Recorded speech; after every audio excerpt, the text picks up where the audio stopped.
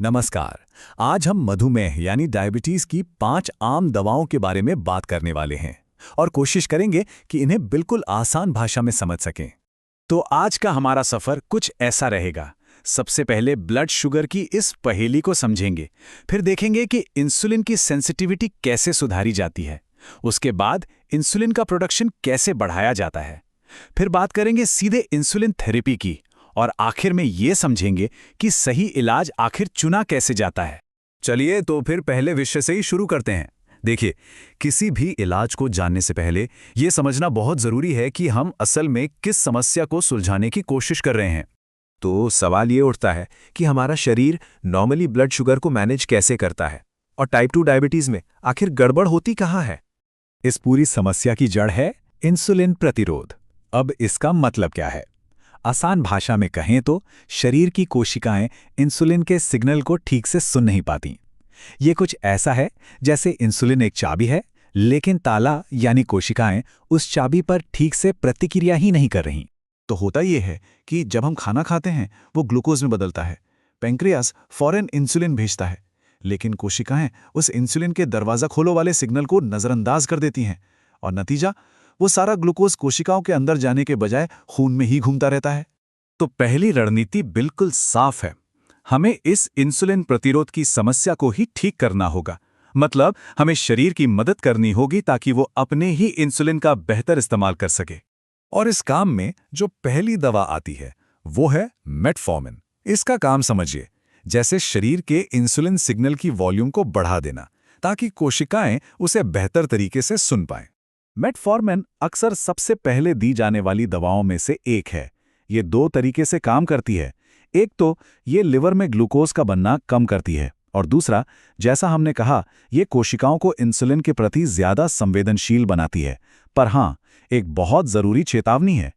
Kidney की गंभीर समस्या वाले लोगों को इसका इस्तेमाल नहीं करना चाहिए। अच्छा, इसी काम के लिए यानी सेंसिटिविटी सुधारने के लिए एक और दवा है पायोग्लिटाजोन। इसका भी काम वही है, लेकिन तरीका थोड़ा अलग है। पायोग्लिटाजोन का मुख्य फोकस इंसुलिन सेंसिटिविटी बढ़ाना ही है। इसके कुछ साइड इफेक्ट्स हो सकते हैं, जैसे वजन बढ़ना या शरीर में सूजन। और इसकी सबसे बड़ी चेतावनी ये है कि जिन लोगों को हार्ट फेलियर की समस्या है, उन्हें इसे बिल्कुल इस्तेमाल नहीं करना चाहिए। तो इन दोनों में मुख्य अंतर क्या हुआ? मेटफॉर्मिन ग्लूकोज उत्पादन और सेंसिटिविटी दोनों पर काम करती है, वहीं पायोग्लिटाजोन का फोकस सिर्फ सेंसिटिविटी पर है। और देखिए, दोनों की चेतावनियां भी कितनी अलग हैं। एक का संबंध किडनी से है तो दूसरे का दिल से। चलिए अब दूसरी रणनीति पर आते हैं। ये रणनीति शरीर में इंसुलिन की सप्लाई बढ़ाने पर ध्यान देती है। यहां पर हम बात करेंगे ग्लिमेपेराइड की। आप इसे एक फैक्ट्री मैनेजर की तरह समझ सकते हैं, जो पैंक्रियाज नाम की फैक्ट्री को ऑर्डर देता है कि चलो और ज्यादा इंसुलिन बनाओ।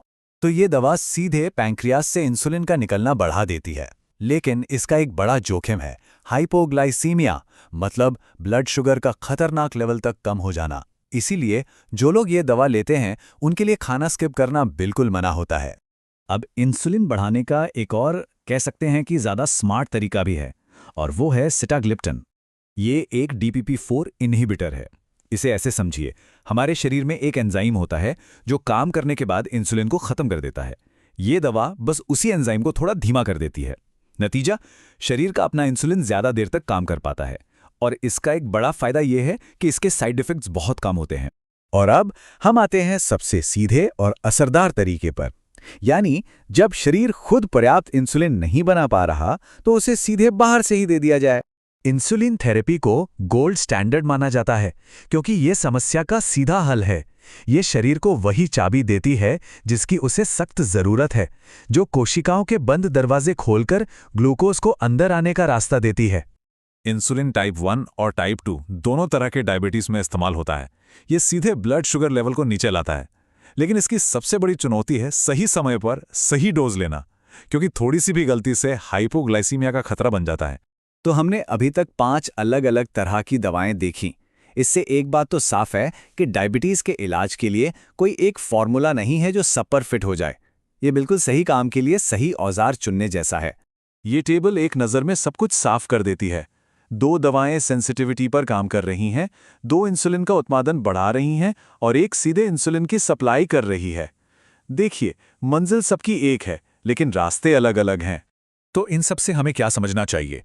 सबसे अहम बात यह है कि इलाज के कई रास्ते हैं। हर दवा के अपने फायदे हैं, तो कुछ जोखिम भी हैं। और इन सभी विकल्पों को समझना, यही वो चीज़ है जो किसी को भी अपने डॉक्टर के साथ एक बेहतर और जानकारी भरी बातचीत करने में मदद करती है। ये बात इस पूरी चर्चा का सार है। इलाज का मकसद सिर्फ ब्लड शुगर के नंबर को नीचे लाना नहीं है। असली मकसद है हर व्यक्ति की ज़रूरत को समझकर उसके लिए सही समय पर सही इलाज खोजना। और ये हमें भविष्य के बारे में सोचने पर मजबूर करता है। जैसे जैसे साइंस आगे बढ़ेगा और हम शरीर को और बेहतर समझेंगे, तो क्या आने वाले समय में इलाज और भी ज्यादा सटीक और पर्सनलाइज्ड हो जाएंगे? ये एक ऐसा सवाल है जिस पर सोचना वाकई दिलचस्प है।